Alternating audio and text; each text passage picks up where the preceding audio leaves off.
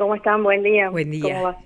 Hablábamos, María, de las historias, ¿no? Y usted tiene una historia bastante particular. Año y medio tenía usted cuando los militares asesinaron a su padre, ¿no? ¿Cómo fue Sí. vivir con esa historia detrás? Yo tenía 1 año y medio cuando asesinaron a mi papá y 2 años y 3 meses cuando secuestraron a mi mamá, que además la secuestraron con mi hermana que tenía 10 meses de edad en ese momento, que por suerte mi abuela pudo recuperarla a los pocos días, así que mi hermana no ha engrosado la lista de bebés desaparecidos en la dictadura, por suerte para nuestra familia, pero no para muchas otras familias. Uh-huh. Ha sido una historia difícil durante estos 49 años, la verdad que transitarla complicada, pues más allá de la obviedad, además de nosotras dos haber quedado huérfanas y tener que ir a vivir con abuelos y con tíos y una vida diferente, digamos, ya es como empezar la vida. Yo el otro día escribí a mis amigos y decía que la primera sensación que yo tenía como niño o la idea que me acuerdo de ser niña es la tristeza y tener noción de la idea de muerte, cosa que en general los niños no tienen desde muy chiquitos, ¿no? Sí, Sí. Y ha sido difícil, ha sido complicado en una sociedad además que en los primeros años de democracia todavía marginaba mucho a los familiares de desaparecidos, así que era complejo. Y bueno, después viviendo en una provincia como Tucumán, donde obviamente el mayor responsable de esos delitos ha sido gobernador elegido democráticamente, en un momento donde nosotros, muchos de los hijos ya transitábamos nuestros primeros años de juventud, así que bueno, ahí yo creo que el transitar esto de ser hijo o hija de desaparecido lo hemos ido complementando cuando lo hemos ido juntando y armando esa organización que después fue Hijos. Uh-huh. Contanos un poco sobre la historia de tu papá y de tu mamá. ¿Quiénes eran ellos? Mi papá era José Carlos Coronel y mi mamá María Cristina Bustos. Mi papá era poeta, mi mamá era abogada, los dos peronistas que en algún momento ingresan también a la organización Montoneros. Entonces ellos en Tucumán ya no podían seguir viviendo, así que se fueron a vivir a Buenos Aires y bueno, en Buenos Aires es donde terminan siendo asesinados. Uh-huh. ¿Y cómo fue precisamente el proceso esto de ir reconstruyendo lo que le pasó a tus padres y lo que pasó específicamente el 29 de septiembre de 1976 con el asesinato de tu padre? ¿Cómo te vas enterando? ¿Quién te va contando? Nosotros hemos tenido una abuela, los primeros años de nuestra vida hemos vivido con nuestra abuela paterna y después con la familia materna, digamos, hemos ido rotando por familias, pero los primeros años con mi abuela paterna era madre de Plaza de Mayo, así que bueno, hemos arrancado la vida como entendiendo en un punto, porque es muy difícil también que un niño o una niña entienda el concepto de desaparición. Claro. En el caso de mi mamá, por ejemplo, era muy complejo para poder entenderlo, pero desde el principio teníamos noción de que mis viejos estaban muertos, digamos, que no iban a volver. Y después, empezando la adolescencia, es que empezamos con mi hermana, lo que decimos, es como armar un rompecabezas, es buscar de a poquito todas las piezas, pensando también que en el caso de mis viejos, porque en Tucumán la represión ha sido durísima, la mayoría de sus compañeros o compañeras de secundaria, de facultad, de militancia, muchos ya estaban también asesinados o desaparecidos, entonces en algún momento era hasta como contactarse con la familia de esas personas para ir armando un poco la historia. En el caso de mi viejo, que es el que es asesinado el 29 de septiembre de 1976, la primera pista, digamos, para poder buscar esa historia nos la da una carta de Rodolfo Walsh, que para quien no lo conoce, digamos, fue un escritor argentino fantástico. Sí. Y era periodista también. La hija de Rodolfo Walsh muere en el mismo procedimiento donde muere mi papá.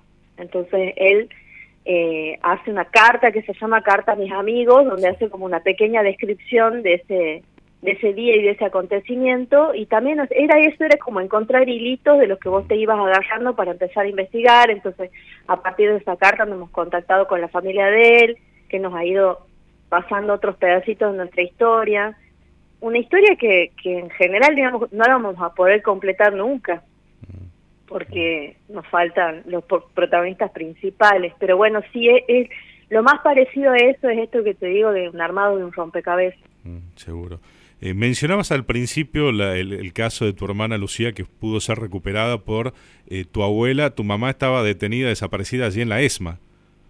Así es, sí, sí. Lo que nosotros sabemos por testimonios es que mi mamá entra a la ESMA con mi hermana. Y mi hermana, digamos, nosotros no sabíamos sus primeros años que ella sí había pasado por la ESMA, pero sí era una niña que tenía muchas pesadillas. Ella durante toda su infancia no ha podido dormir porque soñaba cosas horribles y sonidos horribles. Y nosotros, mi abuela nunca entendía porque no sabíamos esto de que había estado efectivamente dentro de la ESMA. Ese es otro de los pedacitos que también hemos tenido que ir descubriendo. Y ella, no sabemos cómo ha sido ese movimiento, como digo, de que la saquen de la ESMA y la dejen en una sala cuna, que es donde la encuentra mi abuela, porque además mi abuela vivía en Jujuy. Yo tenía que ir a Buenos Aires a buscarla y bueno, estaba en una sala cuna que le sugiere un taxista que vaya ahí, y ella siempre cuenta además que cuando la encuentra mi hermana estaba ingresada con su nombre completo, porque mi mamá salía con ella con un papelito con los datos por las dudas, y estaban todos los datos de mi hermana y de mis abuelos, pero nadie se había contactado con ella. Y una cosa que le ha quedado muy grabada a mi abuela también era que donde estaba mi hermana había otros niños, estaban con custodia policial en una sala cuna, los bebés. Y donde estaba mi hermana había otros 3 niños, otros 3 bebés también, que se calcula que también deben haber salido de algún centro clandestino y llevados ahí para ponerlos en adopción. Mi abuela la encuentra justo antes a mi hermana. Tremenda historia. María, ¿en qué momento vos y tu hermana decidieron empezar a militar en esto de los derechos humanos? Cuando teníamos 17 y 18 años cada una, más o menos, 16 y 17, empezamos a ir acá en Tucumán a la Ronda de las Madres. Y en la Ronda de las Madres había otros hijos de desaparecidos, una en particular que se llama Eva Urrutia, nos convoca para juntarnos para hacer un documental. Y bueno, y ese primer encuentro ha sido, creo que muy fuerte para todos, porque era por primera vez contar tu historia sin tener miedo de quien la escuche, contar tu historia y sentir que te entendían hasta las cosas más inentendibles, digamos. Poder hablar sobre tus propios temores. Para nosotros, por ejemplo, imagínate si tenés una mamá desaparecida, pensar la violencia sexual es tremendo, pensar la tortura es tremendo. Y bueno, son cosas que hemos ido compartiendo en ese grupo, y justo transitábamos en ese momento la aparición pública más fuerte de Antonio Domingo Bussi. Entonces me parece que se han combinado esos 2 encuentros con la necesidad de darnos cuenta que era el momento de salir a contar a la calle nuestra propia historia, que había venido siendo silenciada durante todos los años anteriores. Y ha sido muy fuerte también para nosotros, porque creo que nos ha formado dentro de la posibilidad de poner el cuerpo a nuestra propia historia por fin. ¿Qué pensás con respecto a este gobierno, que todavía, digamos, hay causas que quedan por abrir y por seguir investigando, pero que el gobierno desmantela áreas claves precisamente de derechos humanos?